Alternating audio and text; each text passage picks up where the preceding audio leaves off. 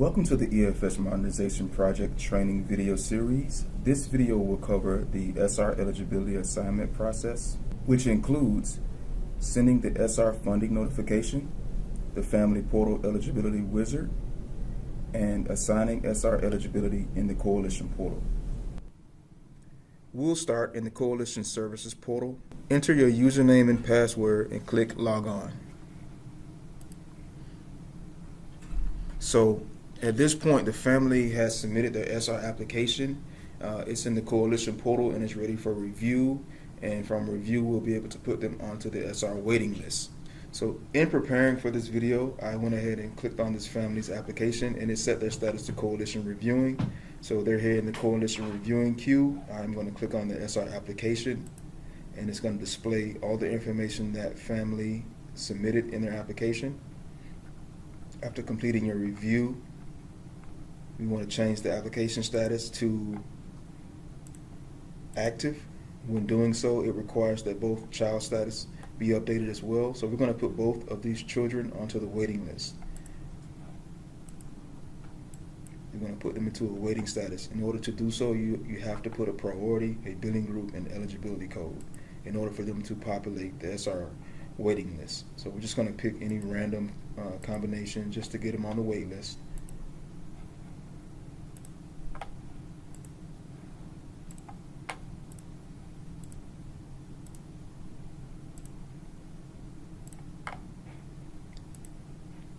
And we see the information populate for these children.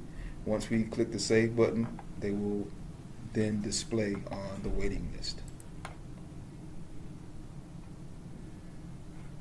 Alright, so we're going to go back to it and we're going to see both of our flower children show up here. So from here we want to send this family a funding notification. This indicates that the coalition now has funding for these children. There is two things that you can do from this queue. You can simply choose to send them an electronic notification by clicking the box, or you can send it electronically and do a printout of that funding notification. So what you do is you click the Generate PDF, click those boxes, and you'll see that a notification will generate for the family. You actually have two. You're having one per child. So this notification is for the first child, and if you scroll down, you'll see the second notification for the second child. These will both go to the family. The family will receive an email advising them to log into the family portal and complete the eligibility verification.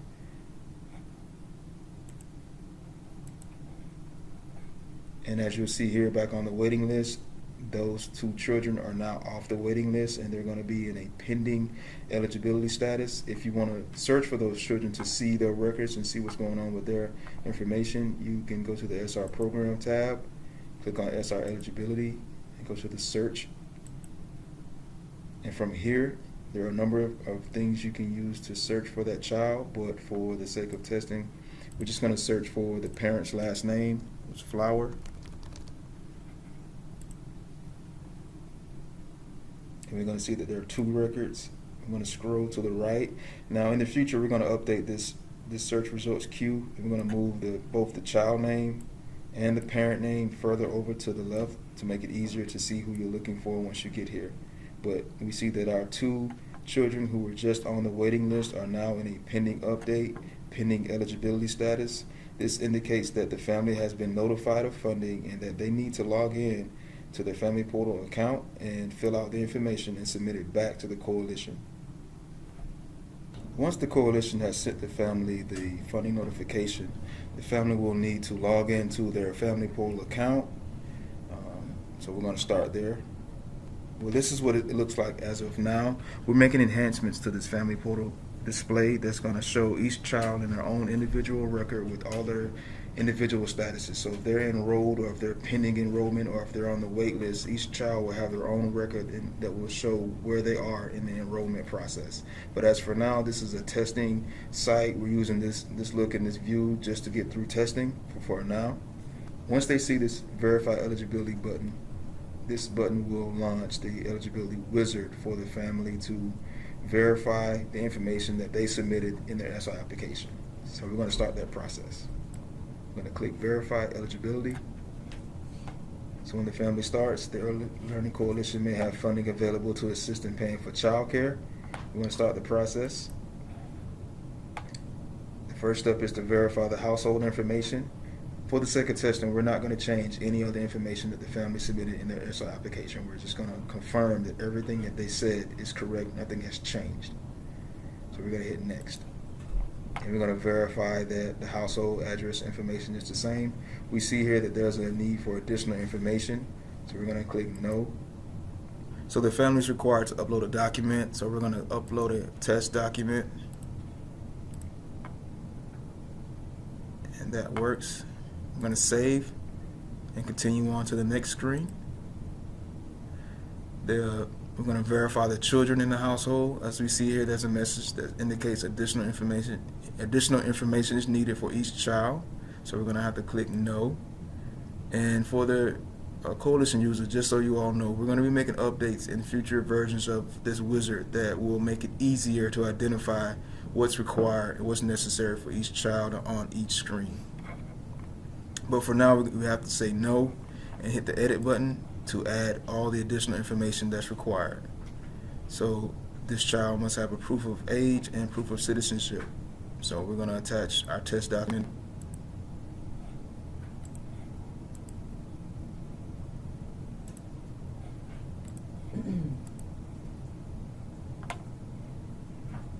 And save. Do the same thing for the second child.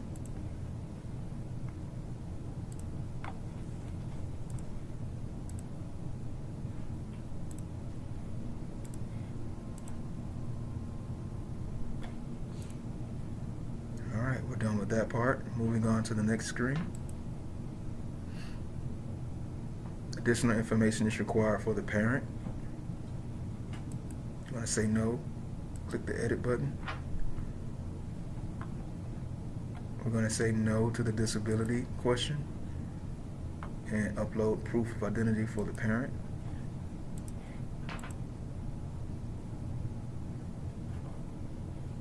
Save. That portion is completed. There are no other household members. That's correct. This family does not have a form from the Child Care Application Authorization Agency, so we're going to say No. Had the family said yes in the SI application process, this question would have been indicated as a yes, and the document would need to be attached. But because the answer was no on the application, the answer is also no in the EV Wizard. So I'm going to continue on. We're going to fill in the employment information for this family. So we're going to have proof of employment uploaded for this family. So we see the note here, additional information is needed. We say No, hit Edit, and we're going to attach any pay stubs that the parent may have.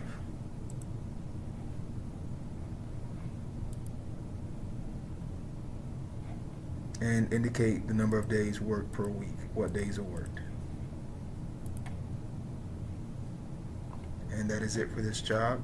So we're going to hit yes and move on to any school or training. This parent is in school, so additional information is needed for this employer, so we're going to click No, hit Edit, and attach a document, as well as fill in the information about the number of hours attending each week and that necessary information. So we're going to say this parent attends 10 hours a week, and we're doing credit hours on Tuesday, Wednesday, and Thursday. And we're going to attach a document that shows that this parent is attending or plans to attend or has attended, and hit Save. And then yes. We've indicated in the application this parent has no other sources of income, so this information is correct. We'll keep going. We've also indicated that this parent does not receive or pay any alimony or child support. They're going to be required to certify that they do not receive any alimony or child support payments.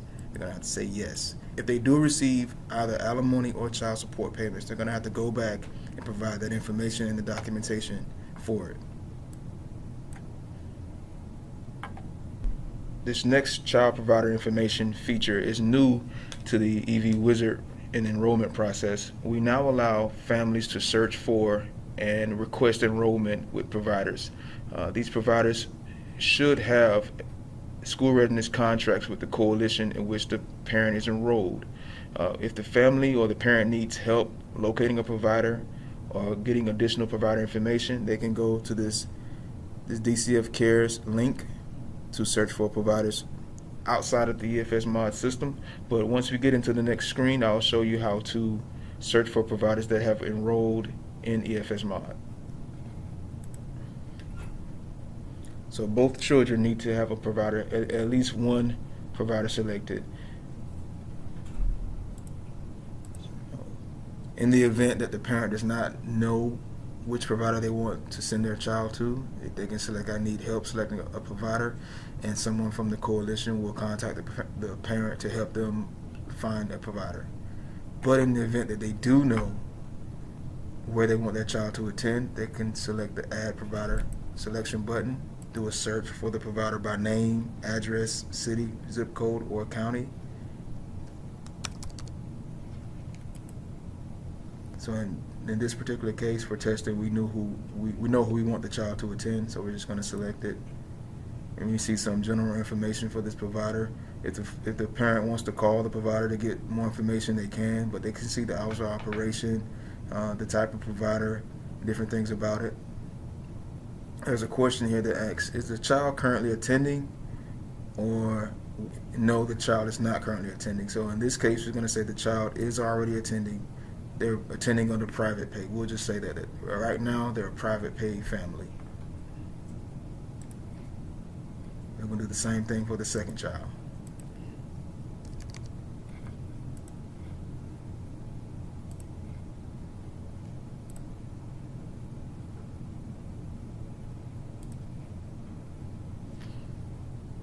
And that's it. Just say yes. Those two provider selections will show up on the coalition side in the child's enrollment request. Next, if there are any additional documents that need to be uploaded, they can be uploaded here on this screen, but we don't have any now, so we're just going to say yes and continue. Before we submit, there's a review screen where the parent can verify the information is correct that they've entered. If it's correct, we say next. Before the family can submit the EV Wizard back to the coalition, they need to review and read the certification statement and then sign and submit. But before they can sign, they need to check the certification box for the electronic signature and enter their name.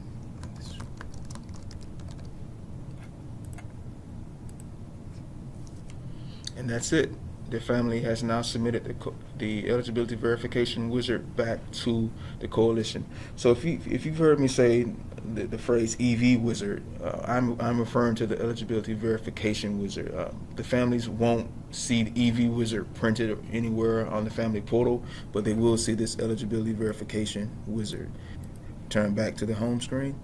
Once this family portal home screen is enhanced, we'll be able to see that the status for these now pending eligibility children will be displayed here. There will be a section that says pending eligibility, and it's in the coalition's hands now to review the information provided in the eligibility wizard and either assign eligibility or reject the family's eligibility request. Once the family has submitted the eligibility verification wizard back to the coalition for review, the coalition user can then go to the SR program and do a search in the SR eligibility search queue to find that family, or they can go directly to the eligibility verification submitted queue, and they'll see all of the records that have recently been submitted for review. So we'll see right here in this results queue, the family that we just submitted shows up. Here's a Rose family, 2 children show up. And from here, we can now begin the SR eligibility assignment process. The first step is to click on the eligibility verification number. On this screen, we're going to get a glimpse of the family to see if they're eligible for SR funding. We're going to be able to see how many people are in this household, the annual household income, and do our assessment from there. So as you'll see here, this eligibility verification review is in a submitted status. We do not have to change that status to coalition reviewing in order to begin assigning eligibility. It can stay in this status and move from submitted into active. So right now we're just going to go and look through the different fields and different information on the screen. The children needing care, the parent. Here's the employment information. If we wanted to get more information, we just hit edit to see more details about that employment. Same thing for school. If anything needed to be changed, the coalition user can make any changes that they need to make for this family. Any changes made to the information in this coalition reviewing screen for this family has to be supported by documentation. So if a coalition user makes changes, they must have documentation to support those changes. So this family has no deductions. This total section is blank right now, but we have work in progress to populate this field with all the different totals, income totals, deduction totals, other income totals, any money for this family that is being used to assess this family's household income, annual household income will be shown here and be broken down. So for the sake of testing, we're going to say that this family's information looks good. They only make $12,480 a year. 2 children in the household, 1 school age, 1 non-school age. This family does qualify for SR funding. So we're going to go ahead and change the household status to active. So it's from submitted to active, and we're going to save. Once we save that change, that status updates for the children as well, and it now allows us to assign eligibility to each child. So before, the child did not have any eligibility assigned. They were being reviewed. We've determined that they are eligible, so now we're going to assign the billing group and eligibility codes and authorization period for each child. We're going to click on the eligibility button. We'll see that this is the child's initial process, meaning this is the first time this child has come through to have eligibility assigned. The priority carried over from the wait list as a priority 3. The child is 5 years old, so we see the level of care already indicated here. A purpose for care must be indicated. We're just going to say that the parent is employed. The authorization, the authorized unit of care. This indicates what type of copay the parent must pay. Are they full-time daily rate or part-time daily rate? And we're going to say that this parent only needs a part-time daily rate for this child. We're still making updates to this screen to populate what that copay would actually be. We're going to use the coalition sliding fee scale and base it on the number of people in the household and the annual household income to determine what the full-time copay will be and what the part-time copay will be. That information is still being put into the system, so it's not displaying right now, but it will be there prior to the release of 3.0. We're going to say that there are no waivers or reductions for the copay amounts. We're going to leave those blank. As a side note, the word reduction and the word reduced may be removed from this section. It's under review right now by policy, so some updates may be made to this section in the near future. But in the event that everything is okay, the copay is assessed, we have our full-time rate, we have our part-time rate, and the rate's going to start as of today when eligibility is being assigned. We'll put that date in. Now we can assign the eligibility code and billing group. So this child will still remain a BG8 Econ. This eligibility end date is going to be updated to reflect that the actual date of May 28th, 2019. So we're going to reduce about 1 day, and that should give that family a full 12-month eligibility range. If this is all correct, we say okay. We see that the authorization period is created for this child with this date range, and we hit save.